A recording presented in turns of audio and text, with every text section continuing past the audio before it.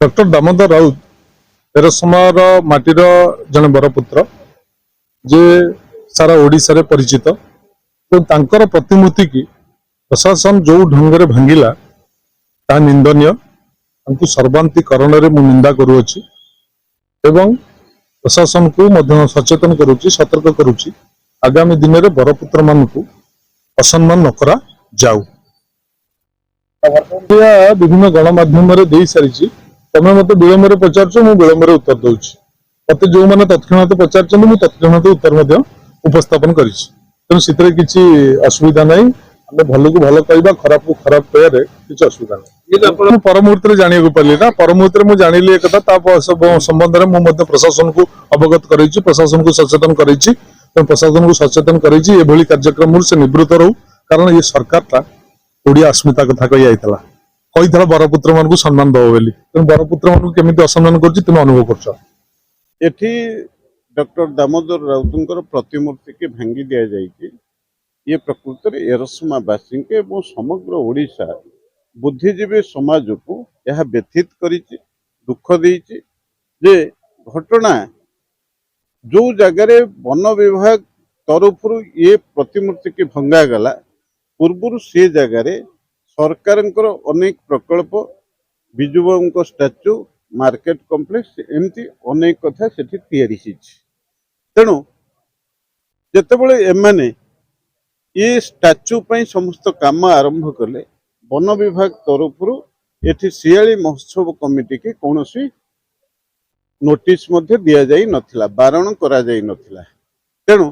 से दृष्टिकोण जो स्टाच्यू प्रकृत सेठी इंस्टॉल करे दिया गला एवं आज ए आसंता काली जितेबाला उन्मोचन होता से परिप्रेक्षी जो भाई भाव में भांगी दिगला यहीटा गोटे ओडिशार जड़े प्रतिष्ठित नेता पूर्वतन मंत्री एवं समग्र ओडिशा रे डॉक्टर दामोदर राउत को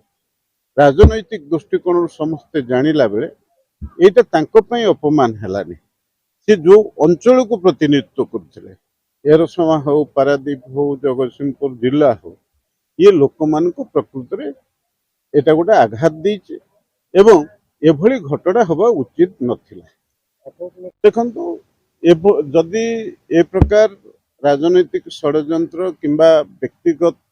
षड्यंत्र कहार थाए ये कथाटा को मु निश्चित भाव में निंदा करी ये हूँ रुग्ण मानसिकतार कथा एवं हीन मन्यतार परिचय तेणु कौन सी कथा लुचिकी नहीं ये दिने ना दिने लोकलोचन को आसीबो कहार व्यक्तिगत मतभेद यदि कहा संगे थाए किंतु जड़े योग्य संतान प्रतिमूर्ति की भांगिकी अनेक लोक को एवं सी व्यथित करने संगे संगे सी अंचल को अपमानित कर अधिकार कहार ना तेणु जदि सरकारी चाप बढ़ला ताले वन विभाग डीएफओ सी यार एक आशु निराकरण व समाधान करि थांते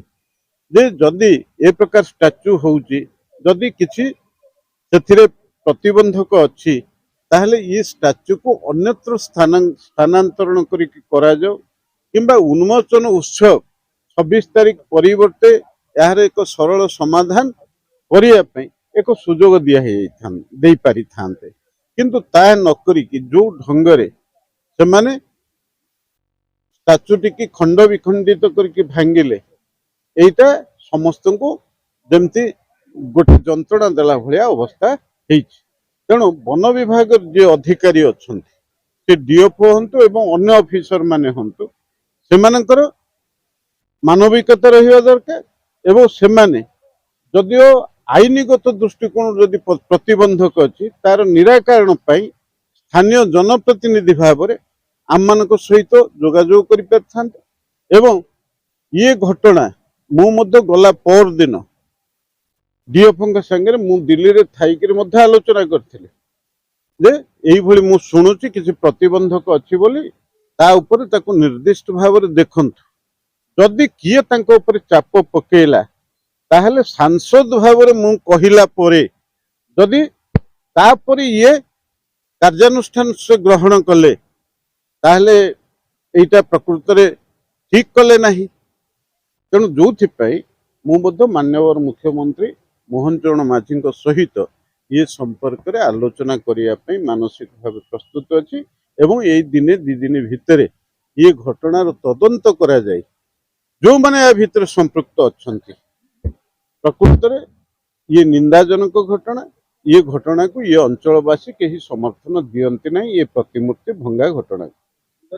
शियाली महोत्सव कमिटी तो ये प्रतिमूर्ति टी तैयारी करथिला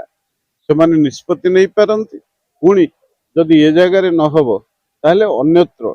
जो जगह रे करा जाई परिबो से जगह को चयन करिके निश्चित भाव में सेमाने प्रतिमूर्ति उन्मोचन करि पारंती।